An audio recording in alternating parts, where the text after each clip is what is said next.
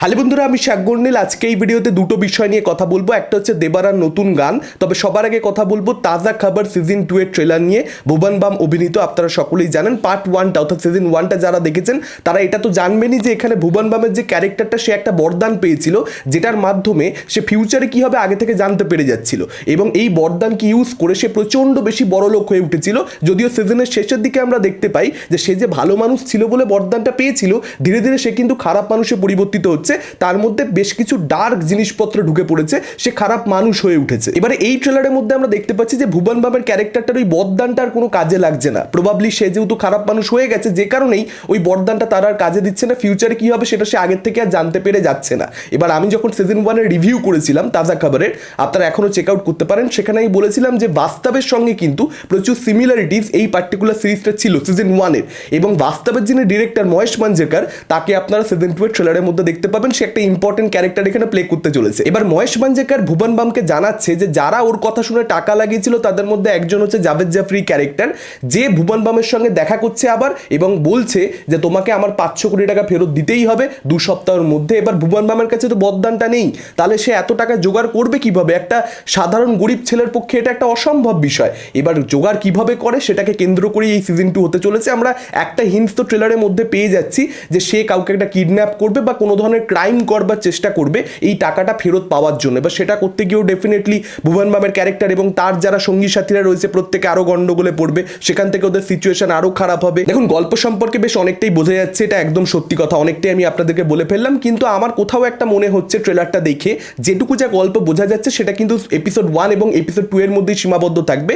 বাকি যে 4-5টা এপিসোড থাকবে, গতবার 6টা এপিসোড ছিল, এবার কটা করবে জানি না, সেই কটা এপিসোডের স্টোরি কিন্তু আমাদেরকে দেখানো হয়নি। সেটা কিন্তু এখানে মেকাররা লুকিয়ে রেখে দিয়েছে। সেটা আমাদেরকে জানবার জন্য সিরিজটা ডেফিনেটলি দেখতে হবে। এখন এই ট্রেলারটা মাত্র 2 মিনিটের করা হয়েছে, খুবই টাইট কম্প্যাক্ট একটা ওয়েল এডিটেড ট্রেলার, খুব সুন্দরভাবে ডিজাইন করা হয়েছে ট্রেলারটাকে। এবং ট্রেলারটার একদম শেষ ভাগে, স্পেশালি একদম শেষ ভাগে যেভাবে এডিট করা হয়েছে ট্রেলারটাকে, সেই জায়গাটা দুর্দান্ত। ব্যাকগ্রাউন্ড মিউজিকের কাজ খুব ভালো, এবং পয়সা এই গানটাকে ব্যবহার করে দিয়ে একটা সার্কাস্টিক নোটে পুরো ট্রেলারটাকে যেভাবে ডিজাইন করা হয়েছে, ডেফিনেটলি সেটা অডিয়েন্সের উপর ইম্প্যাক্ট রাখবে। খুবই ভালো একটা ট্রেলার হয়েছে, এবং এখানে ভুবন বামের পারফরমেন্স তো কিন্তু ভালোই লাগছে। গতবারও সে ভালোই কাজ করেছিল, তবে আমি বলেছিলাম যখন ক্যারেক্টারটার মধ্যে ডার্ক এলিমেন্টস ঢুকতে শুরু করছে, যখন ক্যারেক্টারটা খারাপ হতে শুরু করছে, প্রচুর পরিমাণে পয়সা ওর কাছে এসে গেছে বলে, সেই জায়গাতে কিছু সিনে ভুবন বামের পারফরমেন্স অতটা ভালো ছিল না, আরও বেটার হতে পারতো। সেই জায়গাগুলোকে এবারে ভুবন বাম কতটা শুধরে নিতে পারেন সিজন 2 এর মধ্যে, সেটা একটা দেখবার মতন বিষয় হবে। এবং ট্রেলারে একদম শেষ ভাগে যে ডায়লগটা রয়েছে, হারাম और हलाल के बीच एक जगह है, गरीबी मुझे उधर से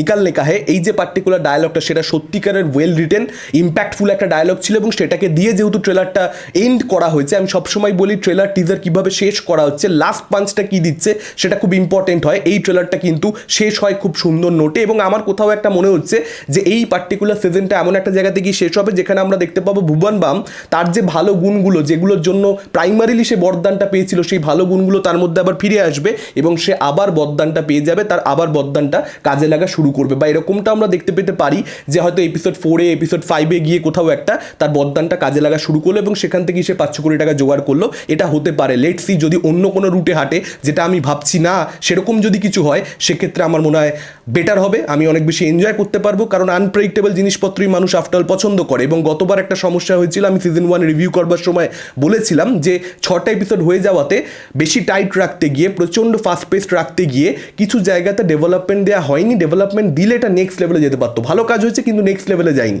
এবার আশা করবো যে প্রত্যেকটা জায়গায় ধরে ধরে ডেভেলপমেন্ট দেওয়া হবে, কারণ বাজেট বেড়ে গেছে, প্রোডাকশন ভ্যালু রয়েছে, স্কেল আপ হয়েছে, পরিষ্কার বুঝতে পারা যাচ্ছে সিজন 1-এর তুলনায়। তো আশা করবো যে রানিং টাইমটাও একটু বাড়ানো হবে। আচ্ছা, এবার যদি কথা বলি জুনিয়র এনটিআর এবং জাহ্নবী কাপুরের upcoming cinema, pan Indian cinema দেবারার নতুন গান নিয়ে দাবুড়ি, সেই গানটা আমার কিরকম কি লাগলো দেখুন। এটা অনিরুদ্ধের কম্পোজিশন, নাকাশ আজিজ এবং আকসারা গেয়েছেন গানটা। এখন এই গানটা কিরকম হলো দেখুন। গানটা আমি অনেকবার শুনলাম, তবে গিয়ে গানটার মধ্যে কিছু ভালো আমি খুঁজে পেলাম।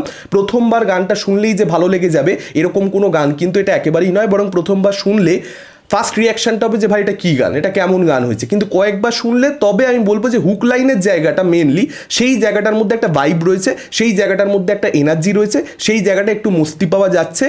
যদিও হিন্দি ভার্সানটার অবস্থা খুব খারাপ, আমি বলবো তেলেগু ভার্সানটা যেটা অরিজিনাল সেটা অনেকটা বেটার হয়েছে এখানে। এবং জুনিয়র এনটিআরের ডান্স, জুনিয়র এনটিআর এই গানটাতে যে পরিমাণে ভালো নেচেছে, মানে এই গানটার যদি একটা ভালো দিক বলতে হয় জুনিয়র এনটিআরের ডান্স অসাধারণ নেচেছে, ফাটিয়ে দিয়েছে। জুনিয়র এনটিআর এমনিতেই খুব ভালো নাচে এবং সেই তার স্কিলটা এই গানটার মধ্যে খুব সুন্দরভাবে ফুটে এসেছে। জাহ্নবী কাপুরকে কোথাও একটা আমার ভালো লাগলো না সত্যি বলতে, যে ধরনের পারফরমেন্স ডিমান্ড করে এই ধরনের গান কমার্শিয়াল ছবিতে একজন অভিনেত্রীর থেকে, হিরোইনের থেকে, সেটা কিন্তু সে ডেলিভার করতে পারেনি বলেই আমার মনে হলো। জুনিয়র এনটিআরের দিকেই চোখ যাচ্ছে, জাহ্নবী কাপুরের দিকে সত্যি বলতে চোখ একেবারে যাচ্ছেই না। সেই এনার্জিটা তার পারফরমেন্সের মধ্যে যেটা জুনিয়র এনটিআর ডেলিভার করতে পারছে, দুজনের মধ্যে কিন্তু সিঙ্ক নেই, সেটা একটা সমস্যা আমার মনে হয়েছে। এবং লিরিক্সের কথা যত কম বলবো সত্যি বলতে ততই ভালো, মানে খুবই জঘন্য লিরিক্স, স্পেশালি হিন্দিটা, কারণ তেলেগুটা তো দেখুন আমি বুঝতে পারিনি, কিন্তু হিন্দিটা মানে খুবই জঘন্য লিরিক্স হয়েছে। এবং প্রথম গানটা যেটা দেবারাজ ছিল সেটা আমার এটার থেকে অনেক বেশি বেটার গান মনে হয়েছে। এটা ছিল আমার মতামত। আপনাদের কিরকম কি লেগেছে এই গানটা এবং তাজা খাবার সিজন 2 এর ট্রেলার আপনাদের কিরকম কি লেগেছে ডেফিনেটলি আপনারা সেটা আমাদের কমেন্ট করে জানাতে পারেন।